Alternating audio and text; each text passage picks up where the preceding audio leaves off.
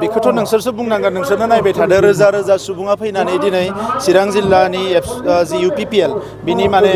बोसोरारि जथुम्मायाव बाहागो लाफैदों आरो गासैखौबो नुदों रायजो राजाफोरा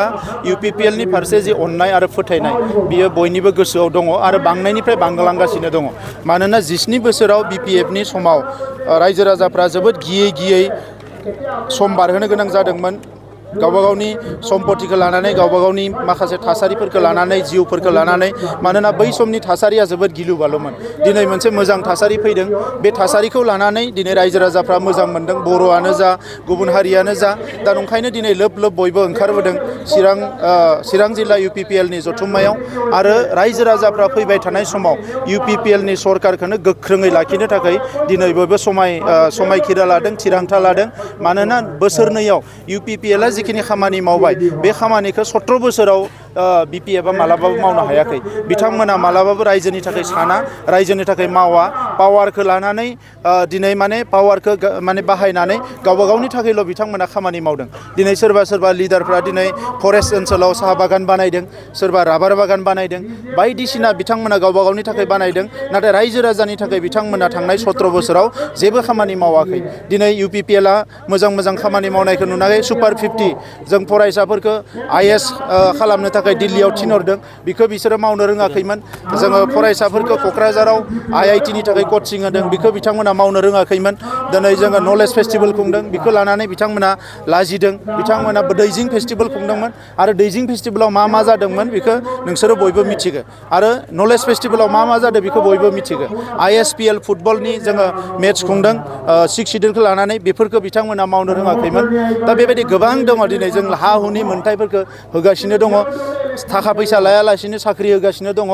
आरोबाव गाबोन साननैसोनि उनावनो गोबां साख्रि होबावगोन दा बे गासैबो थासारिखौ नुनानै बिथांमोना लाजिदों आरो दिनै लाजिनानै बिथांमोना जानला मानला बखिदों नाथाय जि BPF बिथांमोननि राजखान्थिया मालाबाबो मोजां जानाय नंला बियो धंसनि फारसे थांगासिनो दङ आरो गावसोरनि दायनि थाखायनो BPF आ धंस जानायनि फारसे थांदों आरो धंस जालांसिगोन बिधान सभा आरो लकसभा सोदांनायनि मोनसे खामानि सोलिगासिनो माबायदि जागोन बेवहाय जोङो क'क्राझार लकसभा समस्तिखौ ST रिजार्भ जानांगोन होननानै जों दाबि दैखांदों आरो जों फोथायो बियो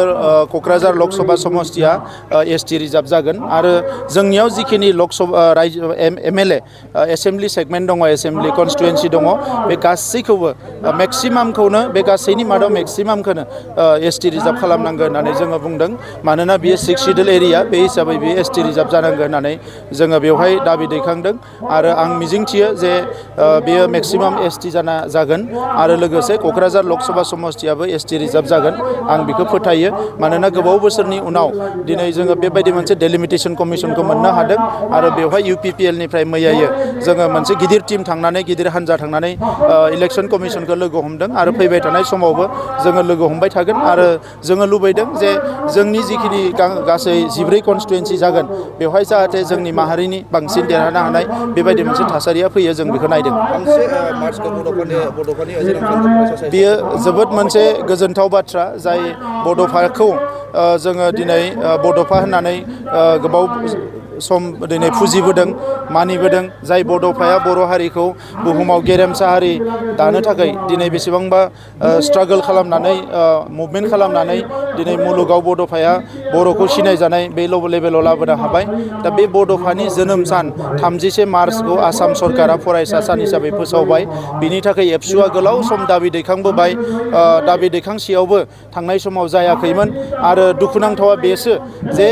बेवहाय बर'निनो सरकार दङमोन BPF नि 17 बोसोर BPF नि सरकारनि समाव मानो बड'फानि जोनोम सानखौ फरायसा सान बिथांमोना फोसावाखिसै बियो जोबोद दुखुनांथाव बाथ्रा दा दिनै जोंनि सरकार फैनायनि उनाव जोङो आसाम सरकारजों रायलायबाय दुलाराय बर' फरायसा आफादाबो नारसिनबाय लोगोनो थांनाय बोसोराव चिफ मिनिस्टारा क'क्राझाराव फैनानै दतमायाव फैनानै बड'फानि न'आव फैनानै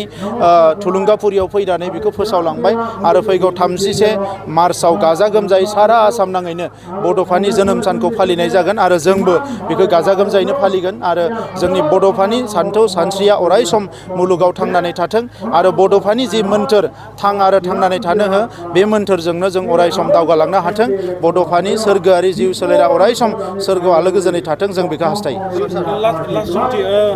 आथिखालाव जोङो मोनसे बाथ्राखौ गोबाव जानाय खोनानो मोनदों जायनाखि आसामनि ट्राइबेल बर'फोरखौ एसटिनि मोनथायनिफ्राय